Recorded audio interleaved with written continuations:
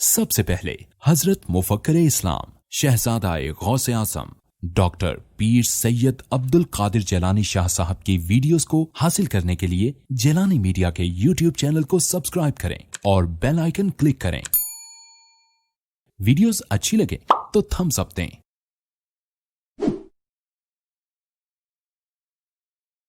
پوچھا یا رسول اللہ کیف نصلی، نماز کیسے پڑھیں؟ صلو کما رأیتمونی اصلی، سرکار کیسے نماز پڑھیں؟ فرمایا جس طرح مجھے پڑھتا ہوا دیکھتے ہو اس طرح پڑھو۔ یعنی آپ نے کیا کرنا ہے؟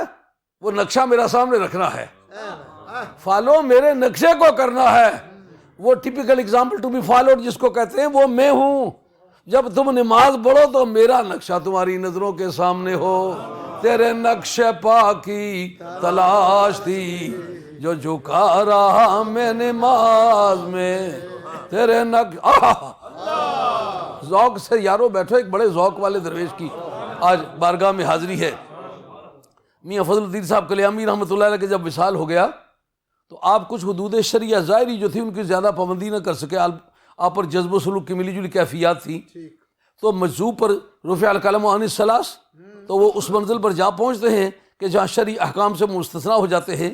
عقل کی بدستور حاضری پابند رکھتی ہے، جب عقل مغلوب ہو جائے تو پھر وہ اس پابندی سے آزاد ہوتا ہے۔ 3 شخصوں کو مرفوع القلم قرار دیا گیا، ان میں سے ایک مجذوب بھی ہے۔ آپ پر جذب و سلوک کے ملے جلے حالات تھے، تو جس وقت آپ کے وصال کا وقت آیا تو انہوں نے کہا یہ مولانا لوگ ایک بڑی تعداد میں ہیں، وہ کہتے ہیں اس کا جنازہ نہیں پڑھتے۔ آپ فرمایا جنازہ درویش کی ضرورت کی چیز ہی نہیں ہے،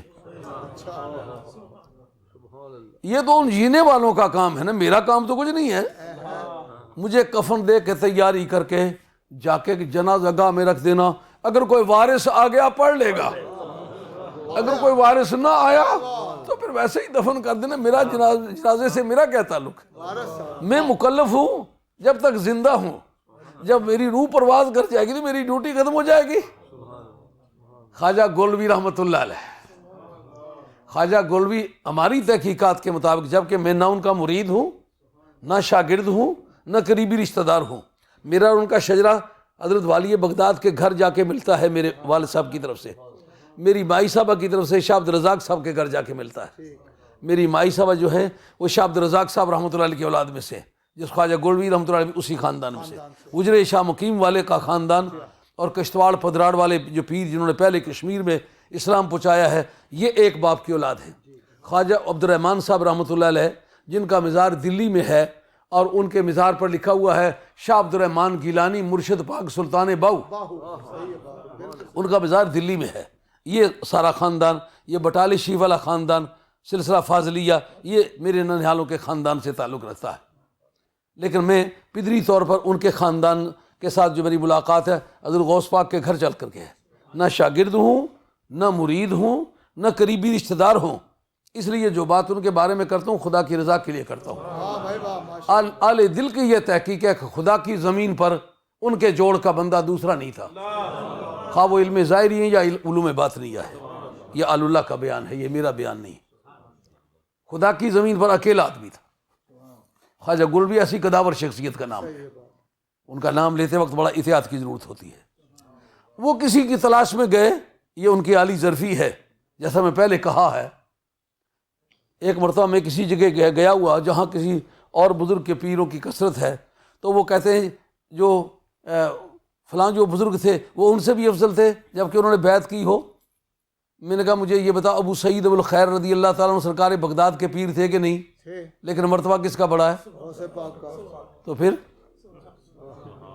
یہ جھگڑا تو ان پڑھ کے سامنے چل سکتا ہے، میرے سامنے تو نہیں چل سکتا۔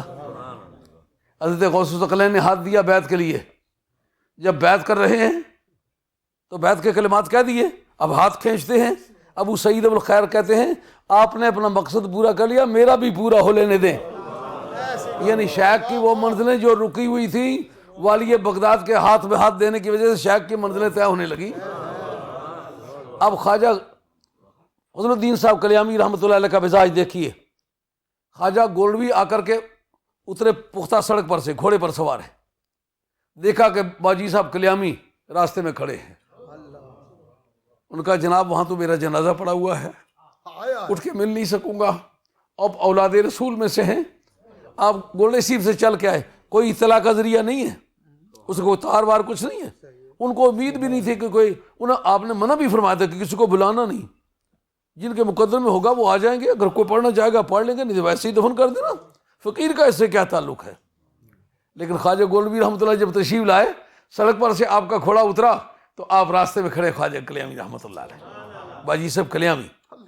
یہ میاں فضل الدین صاحب رحمۃ اللہ علیہ کا آپ کا اسم گرامی ہے, لیکن جو عرف آل دل کا ہے وہ باجی صاحب کلیامی ہے.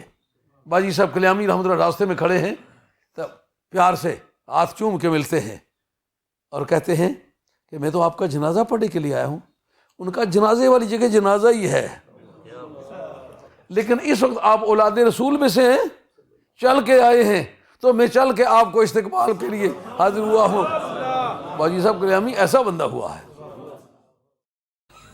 اٹھ لے میں سنگیا طالب علم ہونا چاہتا کہ آخر میں کہو جرائے ایسا پتہ نہیں سر جن پہ آؤنا.